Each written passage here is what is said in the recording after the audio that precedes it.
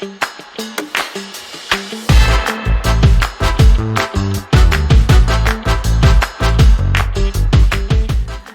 to Unbreakable Spirit, where Christine and I share our experiences navigating life and life challenges. In today's episode, we're diving into a topic that resonates with many, knowing when it's time to walk away from unhealthy relationships.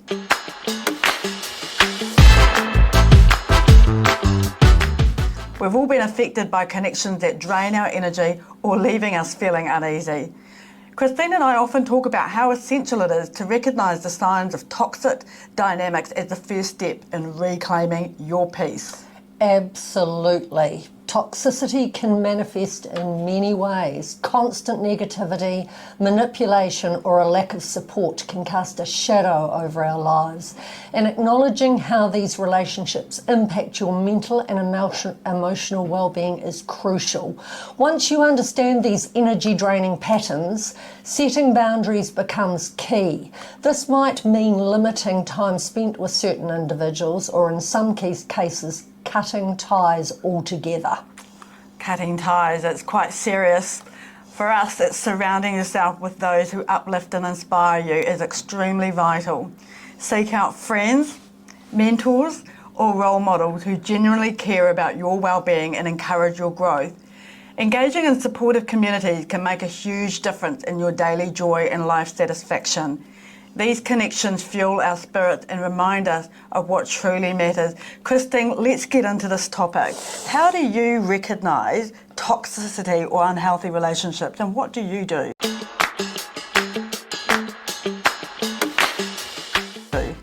You know, it's taken me a long time because in all of our lives, you go in and out of that process where there are toxic people. And when you're younger and not so confident, you often think it's you. You keep thinking it's me. What am I doing? What am I doing? And it's not you at all. It's the other person. I'm much better at recognising it now. And I do a New Zealand thing. I think I become quite cold and distant, which is awful, isn't it? Because I'm a very friendly person and I will give and give and give just like you do. I will give and give and give until you give me that signal. And I find it sometimes that you get quite isolated. You know, if you're in that negative situation, they will isolate you. And I now pick up on the signals really early and I give it right back in terms of withdrawing. I do what I have to do, but I don't stretch it any further. But you know, that takes a long time to get to that stage. It takes a lot of practice of being in those situations and coming to terms with the fact that what you've been doing is pretty good, because I'm not a bad human being, but it's not coming back. I'm really aware of that now, and I just don't let that person be part of who I am. It's really interesting that you talk about being young and not confident and not knowing how to deal with things. And I'm first to put my hand up and say to you, I'm still not good at it. I'm still, even though I'm fairly confident at what I do, I still struggle with people coming into your life for what they call a season.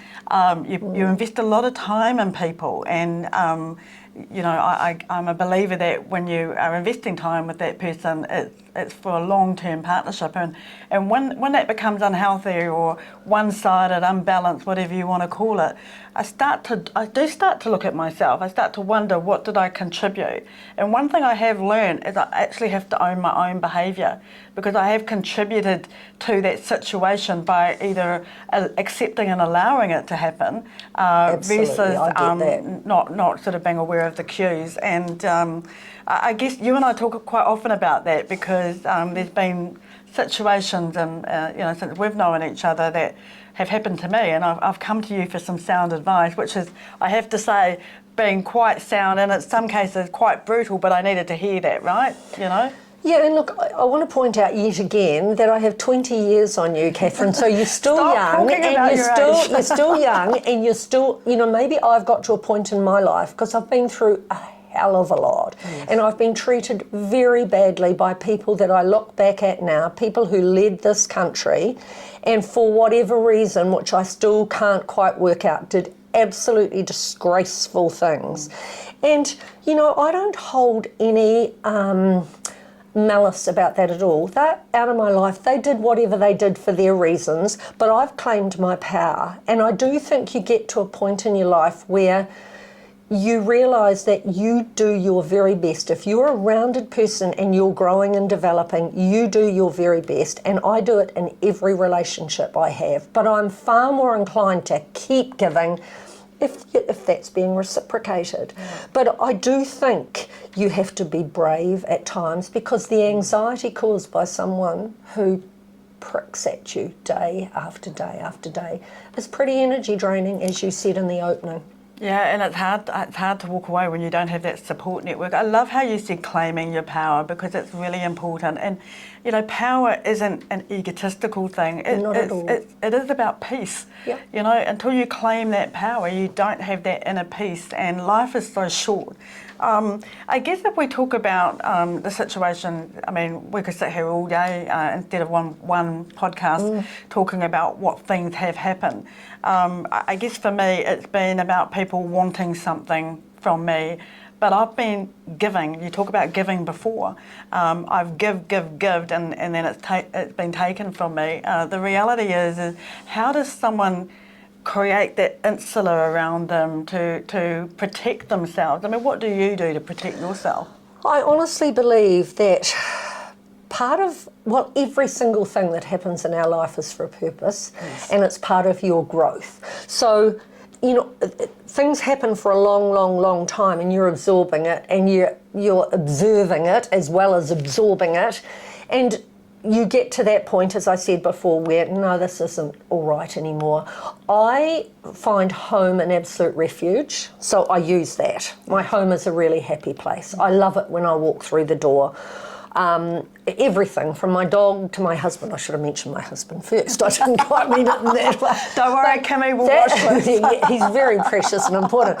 But the reality is you've got to have a refuge, and you've got to have people you can trust. Yeah. So sometimes you do also think, am I imagining it? Because people do that passive-aggressive thing where they're horrible to you and then they're nice to you, and you're totally and absolutely confused. I think, as I said to you, I've got to the point now where I know it and I'm not playing that game. But when you're still going through that learning thing, and remember, it does add to what we're all about, because as you get that experience, you become a better person at dealing with it, and perhaps dealing with that person. But I just don't let that person anywhere near me other than where they have to be, if that's that situation. And I'm happy to say that right at the moment, I'm not in that position, but I have been many times. So you've learned? Yes, I've learned. What do you do? Yeah, look, I'm exactly the same as you. My home is my refuge, and having that really tight inner circle of people that I can trust.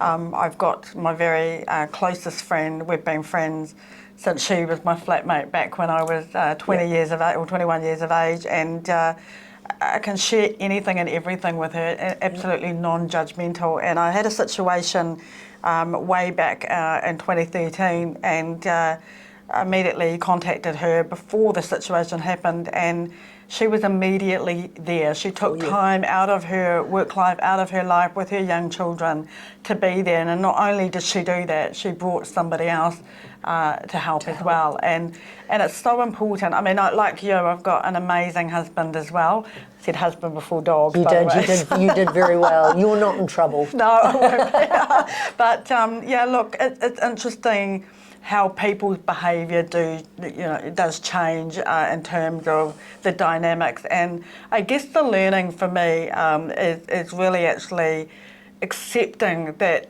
is a learning.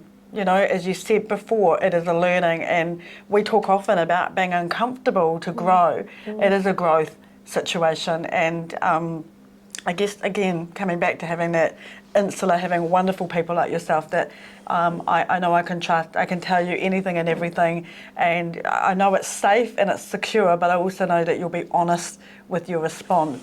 I'm not asking you to sugarcoat it, but I also know that you'll provide that care back to me, as well as the brutalness that I need in the moment. Like Catherine, you just have to get over it, you know, because you just have to be told. you know, to break that cycle. I think you do exactly the same thing for a lot of people. Absolutely. Because in our work, when you're coaching someone, because that's what you're doing for their entire business, you don't just get involved with, the blokes won't like to hear this because they'll be very scared, but you don't just get involved with the nuts and bolts, you get involved with the people, and sometimes you have to be brutal and say, if you don't stop this, you know, you're going to ruin your business, or if you don't do this, which I'm going to help you to do, you're never going to achieve what you're dreaming of achieving. And so what we do in our personal life, we do in our professional life all the time, because you take the whole person on, you take their family, you take everything that surrounds them, because you're not a good coach unless you're involved in everything. And that doesn't mean interfering, that means knowing the person. And it's the same with your friendships and the people you support. I'm sure you do too, but a lot of people come to me for advice, firstly because they always think I can fix things. Like, I'm on the council at the moment at home, and I'm the one that gets all the telephone calls to fix everything, because everyone thinks I can fix things that I can't necessarily. No. But people come to you to fix things, and they're not necessarily people that you know, but it's amazing what you find out about them. They tell you lots and lots of things. So you're inputting into people's lives all the time, and I find that a privilege. It's trust, right? It is trust. But and respect. Don't do anything horrible in return. You know, I find betrayal like that really hard to manage, especially from somebody that you've loved and cared about and put a lot into. Yeah, it's about walking away with your head held high, not actually ruining the relationship to a severity. And look, you and I both have had that happen and questioned our role and why that's happened. You know, just coming back to what you're talking about, I mean, in terms of what we do, we're not there to be lip service people. We're there to actually tell them what they need to hear, and that's why they've hired us, to be that difference in their business. So I'm glad that you actually raised that. In terms of, you know, obviously we've got people watching this, they're going through or have been through unhealthy relationships. What's the one key bit of advice that you would give them right now? Recognise it, see it, and don't blame yourself. Of course you've played a role, as you said before, but you've got to look at the whole thing, because some people take the whole thing on themselves. But you've got to accept that some people do horrible things, especially in romantic relationships. It can be absolutely and utterly devastating. And I look back now and wonder why on earth I chose some of the people I chose, and why I allowed myself to be knocked around, not physically, I don't mean that, but the sooner you recognise it, you can't change anyone but you. Yes. You can't make anyone take any steps. The only person you can shape and change at the end of the day, you can give advice, you can be there, but you can only change you. Well, I'd love to see the chinks in our armour, that's for sure. We've had a fair few over the years. But like you said, you know, in terms of relationships, you know, I guess my one bit of advice is, don't go to Facebook groups asking for advice, because you're going to get a whole range of different advice from different people who've gone through different things. The reality is they're not your inner circle, and you know, by all accounts they're going to make the problem a hell of a lot worse. So reach out to somebody you trust. It might be a close friend, or it might even be someone within your family. But if you don't have them, there's lots of places like Women's Refuge. If it's that kind of domestic relationship, counsellors. Find someone that you actually relate to, but also take on board that learning. It is so essential to do that. I think you touched on something really important, Catherine. Social media is very addictive, and it's a wonderful thing in so many ways, and it's also a disaster, and everyone's life looks fantastic. It's not. It's a creation. Nobody wants you to know the bad things. They only tell you the good things. So it's another thing you have to think about controlling these days when you're going through something tough. You don't need to be seeing everyone else's non-existent, glorious life. It's a pretty tough environment.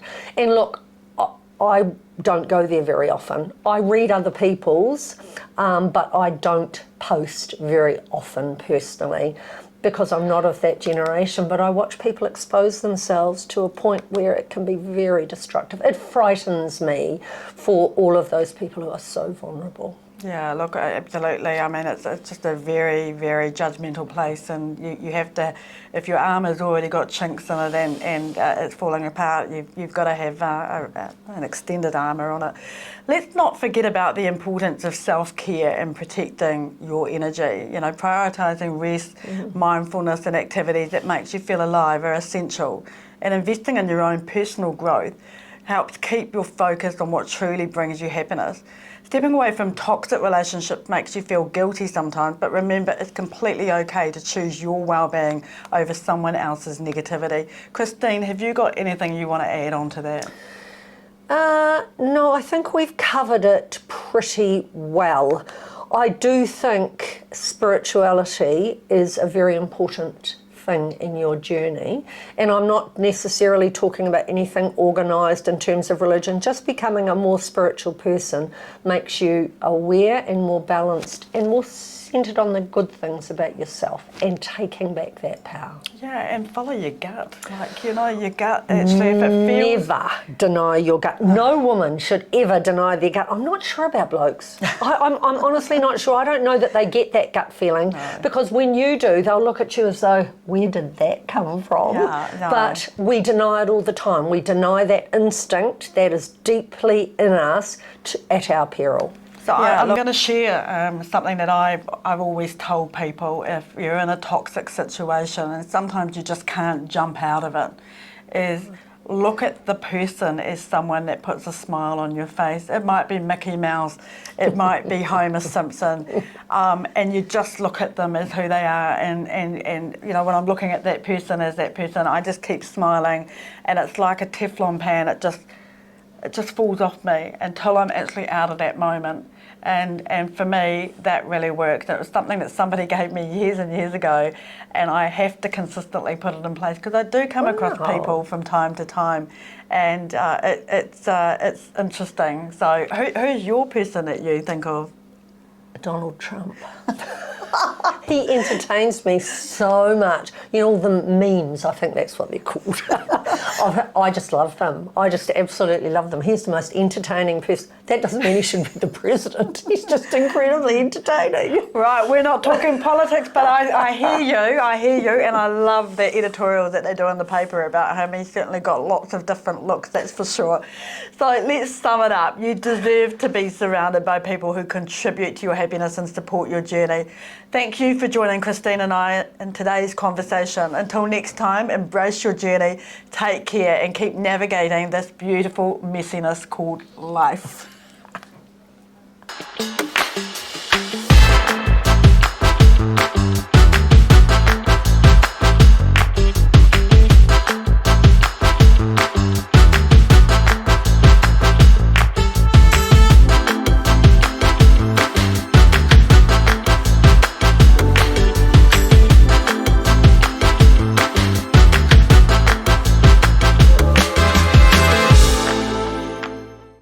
So I guess from an ageing perspective, your body is different. The shape is different. It hangs in different ways. We know. We'll be terrifying our younger audience. Do you know, I knew that my husband was the man for me when he said, I love women with cellulite. I think it's really beautiful. I thought, oh God, I love you. You're perfect for me. I never have to think about this again. Yeah.